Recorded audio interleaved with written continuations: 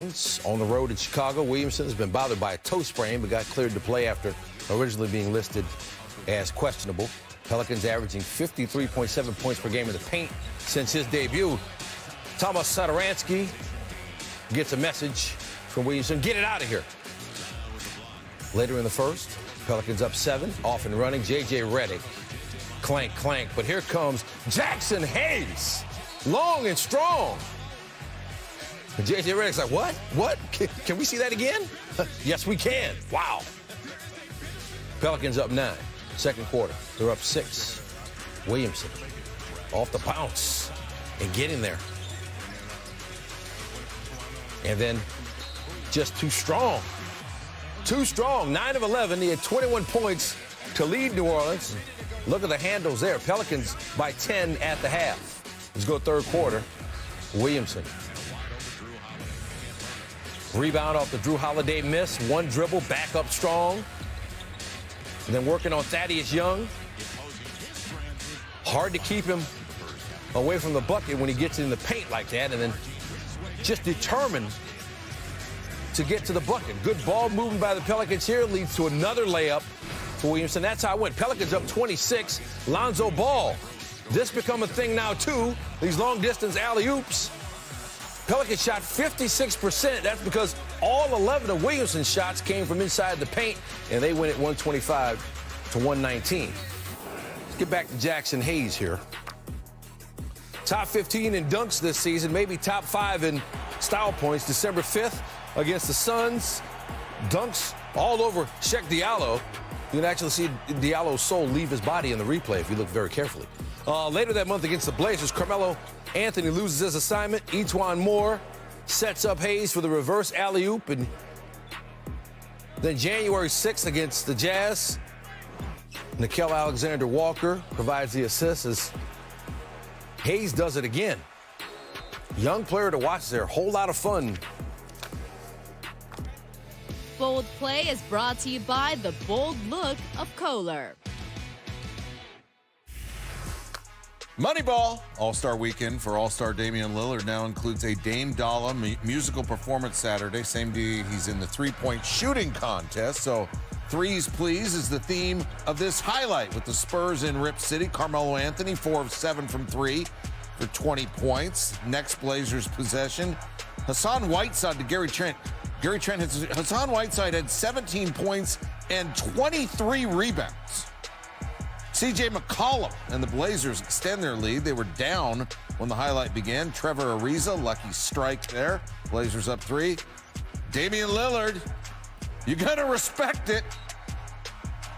3 of 9 from 3, had 26 points, 10 assists, and then it's Gary Trent. He had 18 points on 6 of 7 from 3. All his buckets were threes, and he was 4 of 4 from 3 in the fourth quarter. Lillard finds him in the corner. Oh, and they're partying at the Kingston. Blazers, 125-117.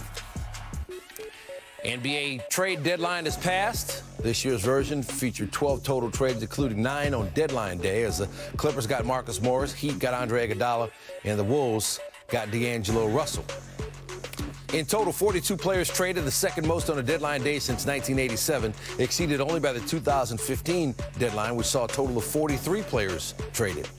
And teams also exchanged a total of 15 draft picks this deadline. The Warriors acquired 5 of those 15 total draft picks and Andrew Wiggins in exchange for 5 players.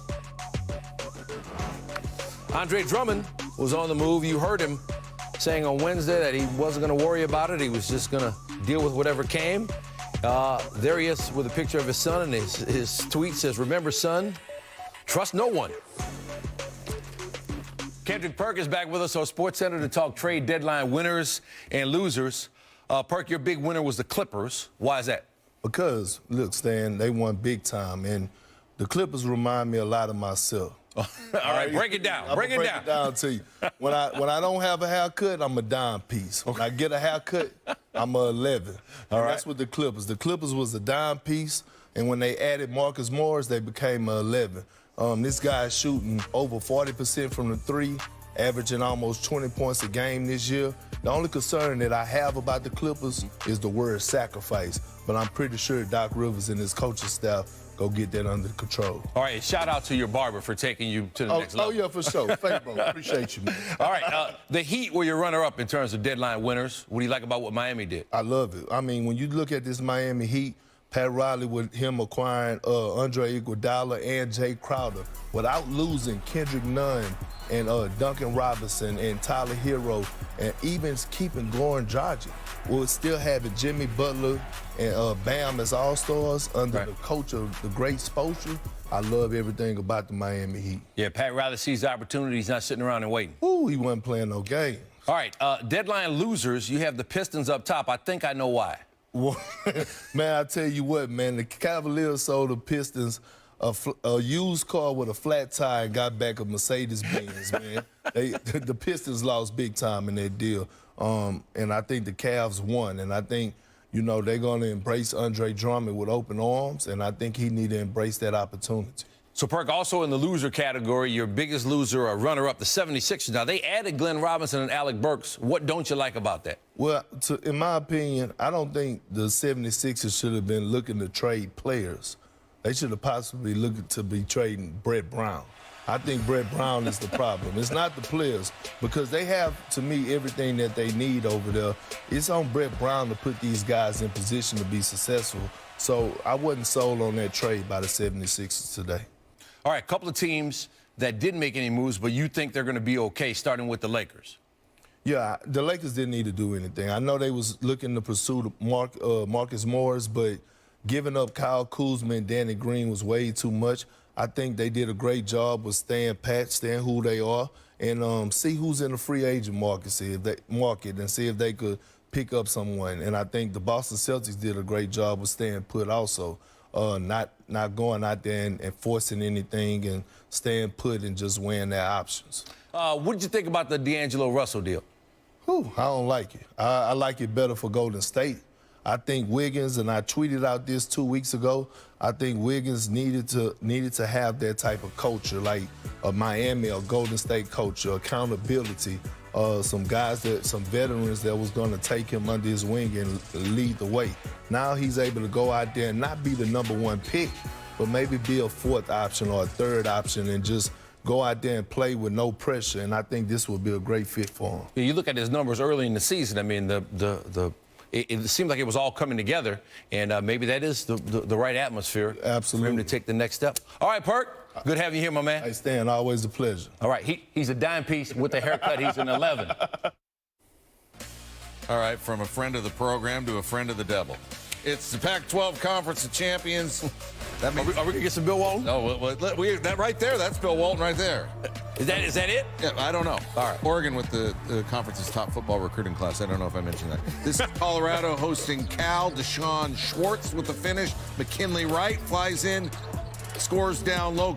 Coach Boyle, he'll get it. There he is. He'll get it done. Colorado, 6-point winners. All right, Sean Miller, his Arizona team's ranked. They're hosting USC. Nico Mannion, this guy, I mean, he's not only got a great head of hair, he's got a game, too. He's got the carrot top fade. Oh, yeah, and Josh Green. Arizona's got some players, man.